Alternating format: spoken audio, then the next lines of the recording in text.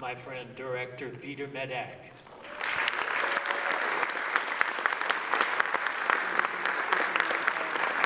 The great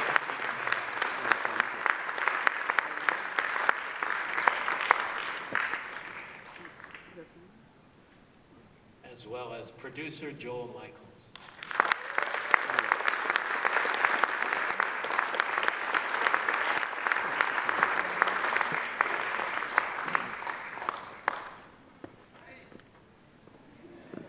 Just coincidentally, I had lunch with Peter 2 days ago before I was asked to moderate this Q&A, and I love this man so much. And Joel, we're just meeting for the first time. Please. Now, before we get specifically into the Changeling, you have the most amazing background of any filmmaker I know of, and that's saying something. You escaped the Hungarian Revolution when you were a teenager in 1956, and then you went from there to London and were first, second, and third assistant director to some of the greatest filmmakers in the UK before being brought over by Universal to be trained to be a director and worked under others. Tell me about some of those people and the inspiration that you drew from them as a filmmaker. Well, I was just... Bring this up close if you can, your mic. Was it? Oh, I was lucky, I guess. You know... lucky and talented. Huh? Lucky and talented. Well, it's life, you know, in the film business at that time, you know. And London was an incredible place. And films were very small and very intimate. And when you were in London, doesn't matter what you did, if you were just a third assistant director, you met everybody, you know, and you meet the wonderful actors, and whether it was Trevor Howard or whoever, you know. Well, tell us some of the filmmakers that you studied under and learned from Sir Carol Reed to other people in the UK who were just such tremendous influences on the direction of film history from the beginning.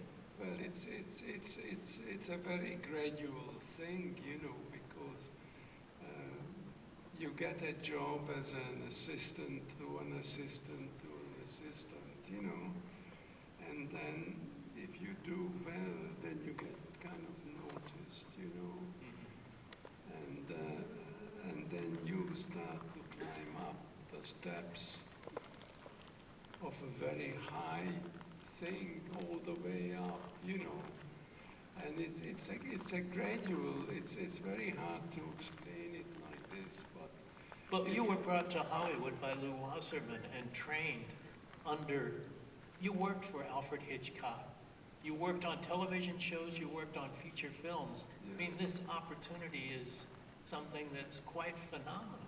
Yes, but it was all. It was all just very gradual, you know, and it takes time. And it took probably, well, first I was in London, and I was working in London. And the swinging 60s when you were friends with the Beatles. London, you know, but it just, you know, I don't know, you know, you become friends with everyone, and Michael Caine become a great friend because we worked together on the first Harry Palmer movie, you know. Not the first one, the second. That was Ibercus File was the The first $1 Billion one. Brain with Ken Russell. Yeah. No, it wasn't a billion. It was Funeral in Berlin. Funeral in Berlin was the second. But I mean, that was probably already several years into being an assistant director and doing all kinds of things, but then each step just led you to kind of escalation of your career or your life, you know. Well, that And trajectory seems to have influenced how you made films as a filmmaker, because the diversity of your catalog is tremendous. I mean, you started out doing social satires like The Ruling Class, which was required viewing when I was in college, back when it came out in 1972. But you were making thrillers and crime dramas, The Craze and Romeo's Bleeding. But the Changeling was your first horror movie. And what was it about this one that made you want to try this genre, that made you want to make a ghost story that is taken as seriously as Rosemary's Baby was in its day in 1968? Well, again, not making excuses, you know, but I mean, it's a gradual thing, because I was always fascinated by supernatural and about life and death, you know, and when The Hauntings was made by Robert Wise, you know, I was desperate, but again, it's just gradual. I was desperate to work on the film, you know. I didn't get the job, but I wanted to be a third assistant director on that film. And this was back in 1963. Yeah, exactly, you know, long time ago. And I got to know Mr. Wise, you know, and I was shooting another film at the MGM studios in London, and I spent quite a bit of time on the set of The Haunting and watching it being made, which was just fantastic, you know. So when I received the script, a phone call from outer space, from Joel, you know, from Canada, and from a mutual friend who introduced us, you know, and said, look, there's this project, and you should look at this script and all that. And anyhow, I read the script, and I remember that when I picked up the script late at night in London, in St. John's Wood,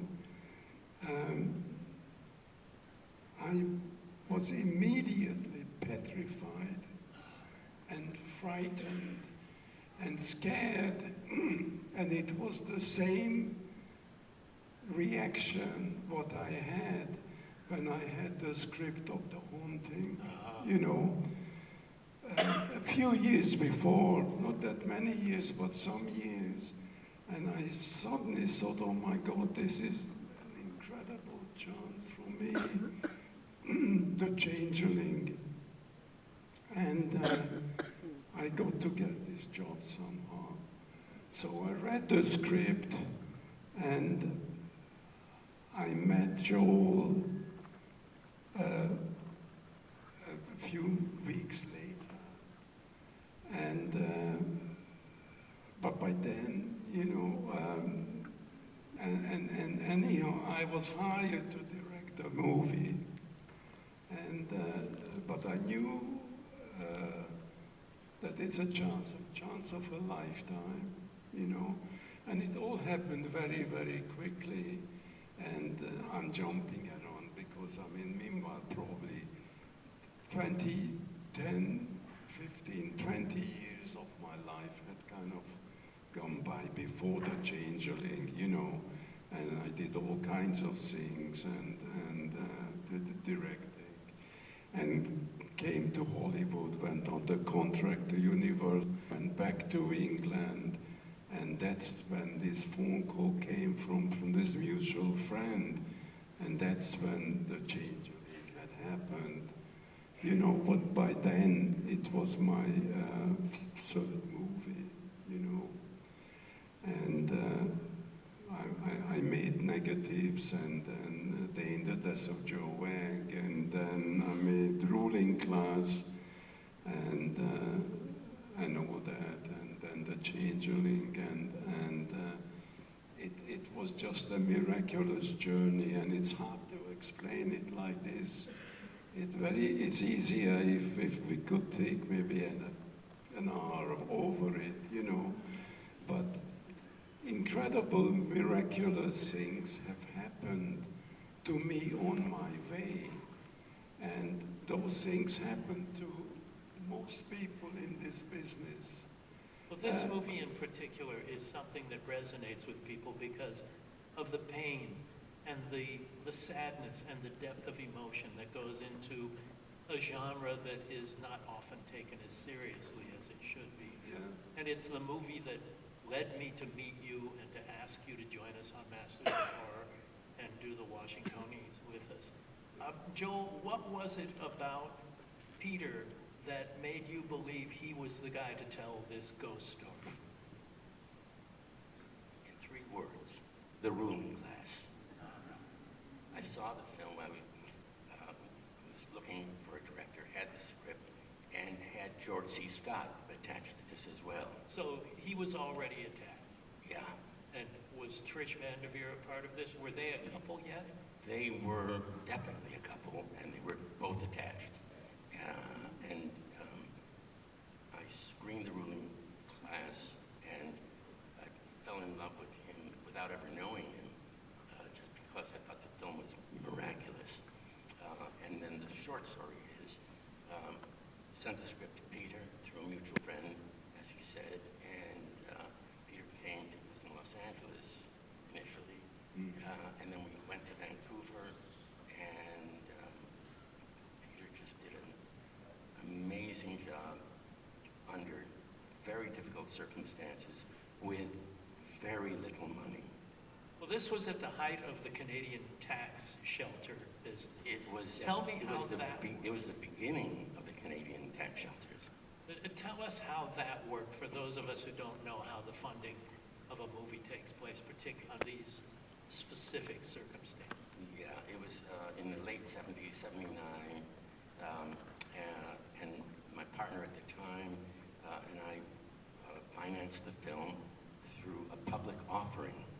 And so there were subscribers, and the film, it was financed that way with enormous difficulty. We were under the wire financially because it's not like doing a studio film where, you know, the money is there and there's never any question about it. This is an indie film that didn't even have distribution set up. We didn't have distribution, no. We just independently financed it. And we were going to make the film. We did make the film, and then we were going to seek distribution. But interestingly, George C. Scott's agent, who was very, very helpful, wouldn't let George begin to do the film until he received his money. And we were still short of money. And we were supposed to start filming. We did start filming on a Monday. And we had a bank in Minneapolis open,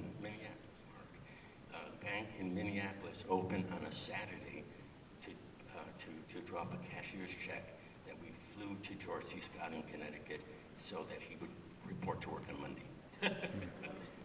So, Peter, let's talk about the supernatural. You know from the very beginning of this movie that you take the supernatural seriously because the first supernatural element happens without any of the cast members being present in the scene when that piano key plays by itself. Tell me the movies that inspired you, the things that brought you to present the supernatural in such a believable and serious way. Well, it's the question whether you believe in ghosts. It's as simple as that. But you have to present it in such a way that the cast believes in ghosts, or the audience to believe in ghosts. Yeah.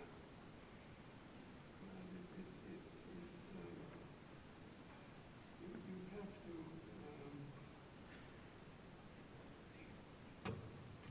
I just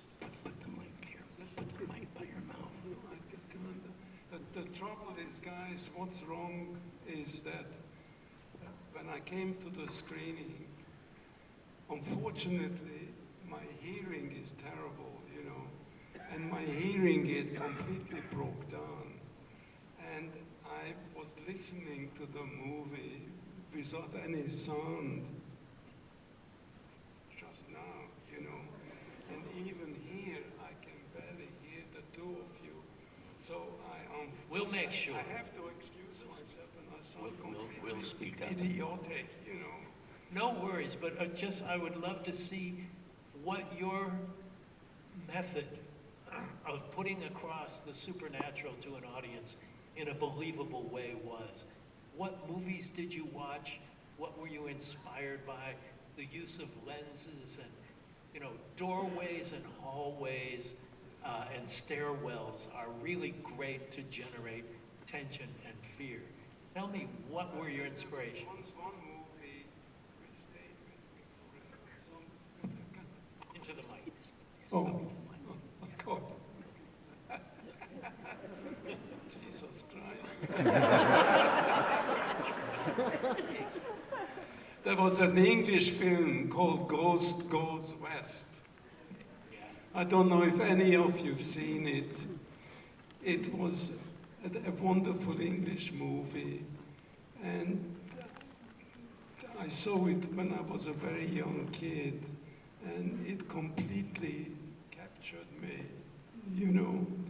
And it's very simple because in order to scare you,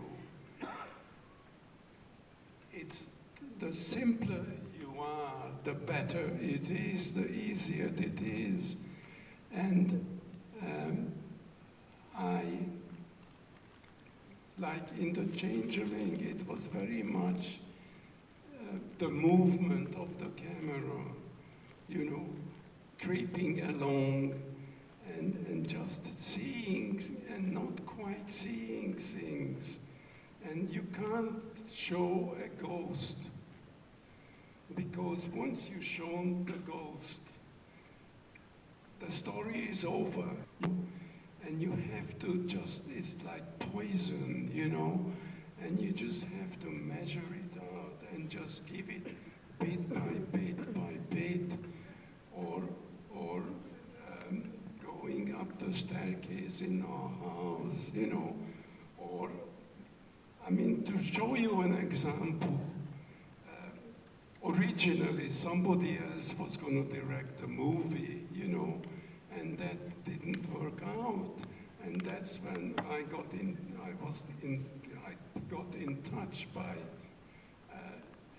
Joel and this other friend, you know, who recommended I should look at the script and all that, you know, which I did, but it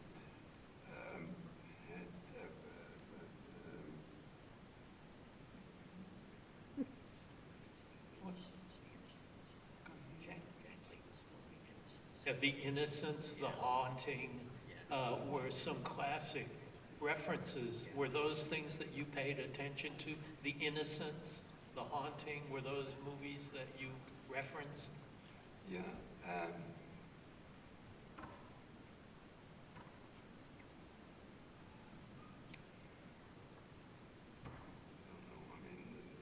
Nothing really came in, comes in mind, you know, but well, let's talk about the cast a little bit, because none of this would be scary, none of this would be effective if not for the commitment. George C. Scott is amazing in this. Trish Vanderveer has never been this good again, and Melvin Douglas. They are all so committed to this. yeah. And that takes the hand of a consistent director to be able to draw those performances so believably out of these actors. Well, it was easy because they were brilliant, you know. That helps. And it was a great help, but I had a tremendous time with them all, but particularly with George C. Scott, because he was an absolutely gigantical actor. And everybody told me, saying, oh my God, you're going to work with George C. Scott, you know, it's very, very difficult, you know. And he was a piece of cake. It was easy. But I know I had, you know, I mean, he was incredible. He was incredible. And, but I love actors, you know.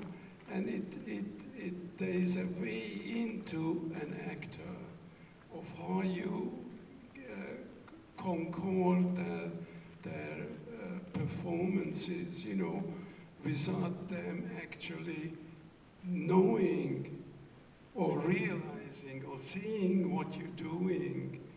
And I love actors, and I always, whether it was George or Peter O'Toole, or it was Roy Scheider, or it's Gary Oldman, or it's whoever it is, there is very quickly, there's a certain way into your soul, you know, and one grabs it like that, you know, and not because you don't control, but you collaborate, you know, and you help, and you encourage. Suggest, and you just prod this way and that way, and suddenly this whole wonderful kind of performance comes out, you know. And I'm just mesmerized by George, just by walking up the steps or lighting the cigarette or doing the simplest thing, which is spectacular, you know. And it's not the big screaming scenes which are the important, it's this very subtle thing, and that's how you capture your audience, you know, and that's how you control kind of everything in a way, you know. You told me once that much of the house was a set. It looks like it's an actual location and a very detailed location. How much of that was a set and how much of it was the real location? The interior of the house, it's all a set. That and is we had amazing. a brilliant designer, Trevor Williams. Am I too long? You're good. Okay. But I mean to show you how important certain decisions are, and it's not because I'm the director. Forget that. You know, we have to work together, and we didn't know each other before, and we made a wonderful film which 44 years later still playing. You know, and but what I wanted to say, that originally the previous director wanted to make the film, and his point was to try to make the film on a set or a location which does not look like a haunted house. My point, I arrived to the location in Canada the day after I got to LA, and then we went to Vancouver, where there was this house, what they were going to use originally. And we walked through the little house, which I will never forget. And when we got to the attic, I turned around and I said to Joel, you know, he said, you can't make the film here, because it doesn't feel haunted. There's nothing haunted about it, you know. I don't think there's a house in Vancouver that would have worked as an actual location for that film. Yeah. That's right. So I said to, and his partner, the producer, I cannot make the film because I can't make what I see. And if we got to build a set It has to be a set, and it has to feel like a haunted set, you know. Well, that production design is magnificent. It is so well done. We only have a few minutes left, and we want to ask a couple audience questions, but Joel. Let me just finish. Oh, please one do. thing. Yeah. So I said it's got to be a haunted set, and Joel said, okay, let me sing, because we don't have enough money. We have X million dollars, but what you're asking for, the set itself would be at least $1 million, you know. So he was going to go back to England, and that was the end of it. And at sometime at midnight or at 1 o'clock at night, I heard a rattling of a paper. And I looked up, and Joel pushed a note in. And he said, we figured it out, and we're going to go and raise money, more money, and we're going to get your set. But you have to start shooting around it, because we have to build it. And the set was built, and we made the movie. And not because I'm not trying to be big-headed, you know, because I'm not. It was a collaborative decision. Well, you needed the control you needed the control that you had with the set as opposed to a location. But that, and I wanted to be able to track through one room to another room, to another room, to another room, to another room, to the music room, because it's all just teasing the audience while you're sitting in your seat. Too loud. Okay, forgive me. It's hard to believe that that's not a location. It's amazing. Was that the biggest challenge for you, Joel? Well, it was certainly one of them. But it was one contiguous set built on 3 floors. Amazing. Yeah. It was in a studio that doesn't Well, exist all the anymore. wainscoting and everything looks like it's been there for 100 years. Right, and the exterior was a facade. Okay, and the little house behind it was the house that we were kind of going to make the film in at one time, and we had to buy the house so we could burn it down at the end. That's great. We have time for a couple of questions on right away.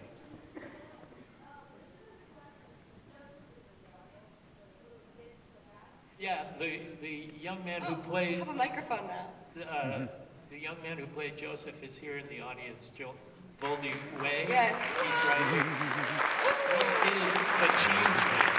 Oh, yeah.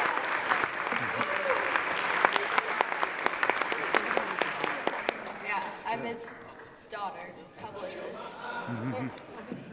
Boy, you drowned. Yeah. Yes. You drowned. That's Joseph in the bathtub. Joseph himself, Voldy Way. Yeah. Would you stand up once more? Yeah, there he is. He's grown up now. Hello? He was the little boy in the bathtub that was drowned. He was the ghost. Yes. Fantastic. Yeah. Cast me in the next one. Okay. What else? One right here.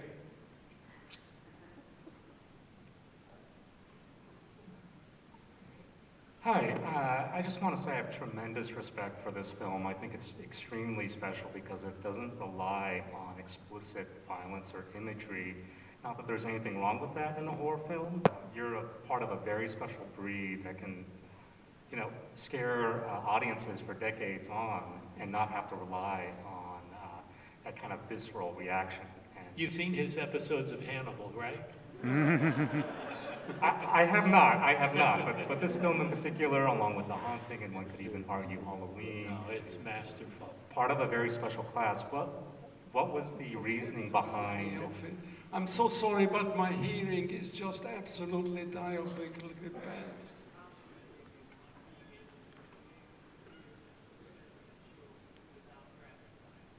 Yeah, okay, So- yeah, absolutely, because I hate violence and